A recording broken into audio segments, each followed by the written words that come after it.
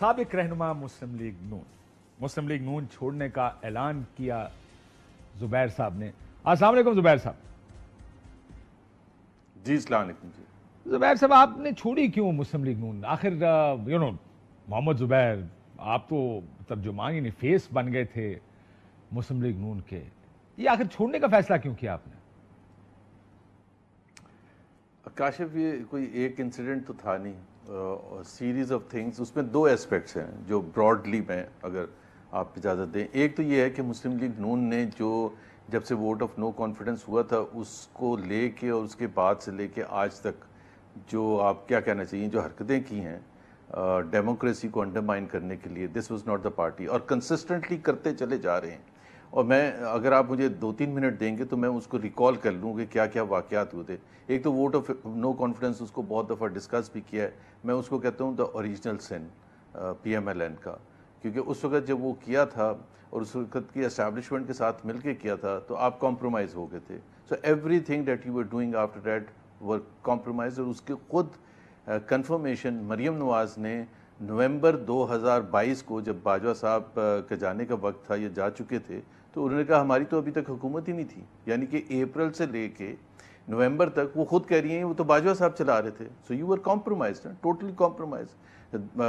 The shots were being called by someone else while you were sitting in the government doing whatever. ایک تو یہ میں اس کو original سن کہتا ہوں. پھر اس کے بعد آپ دیکھیں کہ 125 تقریباً پی ٹی آئی کے ممبران نے استعفیٰ دے دیا نیشنل اسمبلی کے, جب ووٹ آف نو کانفیڈنس کے دن ہی چلے گئے تھے باہر اٹھ کے.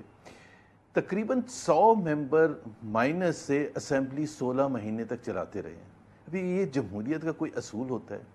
ایک بائی الیکشن کروایا تھا ایم این ایز کا اکتوبر 2022 میں, جس میں تقریباً ہر سیٹ پر عمران خان لڑے تھے. 11 سیٹیں تھیں سر, 10 یا 11 سیٹیں تھیں. 11 سیٹیں آؤٹ آف 125 11 سیٹوں پر سلیکٹ کر کے, جس میں وہ سمجھتے تھے کہ پی ٹی آئی جہاں ویک ہے ادھر کروایا, بٹ اٹ بیک فائرڈ کہ وہ ساری کی ساری عمران خان جیت گیا. اب اس کے بعد دوسرا الیکشن نہیں کرایا.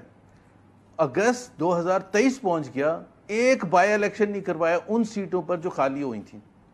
اب یہ مجھے کوئی ان سے حساب پوچھے کہ یہ طریقہ ہوتا ہے کہ آپ جمہوریت کو, آپ کہتے ہیں پارلیمنٹ از سپریم سوورن, سب سے بڑا ادارہ ہے, اور اس کو تقریباً 1/3 of the members were missing and they were not concerned about it because they wanted to keep PTI out of it. So ایک تو وہ اتنا غیر جمہوری, میں نے تو پی ایم ایل این اس لیے نہیں جوائن کی تھی. دوسرا جو میرا سب سے بڑا ریزن تھا یہ اسمبلی اور الیکشنز کے حوالے سے ہی, جو پنجاب اسمبلی توڑی گئی ہے جنوری 10 کو تقریباً 2023 کو توڑی گئی, اور پھر کے پی اسمبلی توڑی گئی.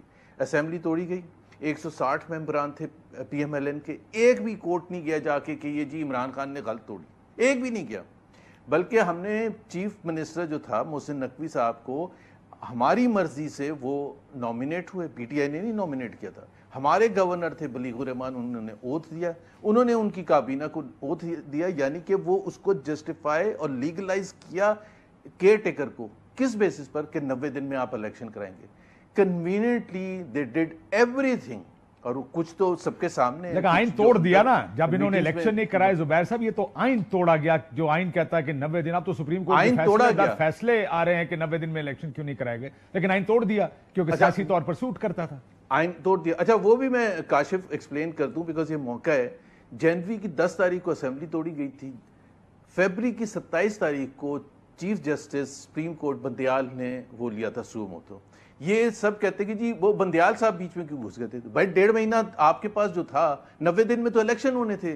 بال کبھی گورنر کبھی الیکشن کمیشن, کبھی گورنر کبھی الیکشن کمیشن, کہ جی فیصلہ کون کرے گا. گورنر صاحب کہہ رہے ہیں میں نے تو توڑی نہیں تھی اس لیے میں نے نہیں فیصلہ کرنا. الیکشن کمیشن اپنا ریزن دے رہا ہے. باٹم لائن یہ تھی کہ الیکشن نہیں کروانے تھے. اس کی ایک سمپل سی وجہ تھی جو اندر میٹنگ میں بھی بات ہوئی کہ اگر ہم نے الیکشن کرا دیا تو عمران خان جیت جائے گا اور کھیل ہی ختم ہو جائے گا سارا. تو پھر ہم نے یہ سب کیا کیوں تھا, اتنا سب vote of no confidence and ایوری تھنگ. اور ساتھ ڈونٹ فورگیٹ کے پی کا الیکشن وہاں بھی ہونا تھا, اور دونوں جگہ کنفرم تھا کہ 2/3 سے پی ٹی آئی جیت جائے گا. سر یہ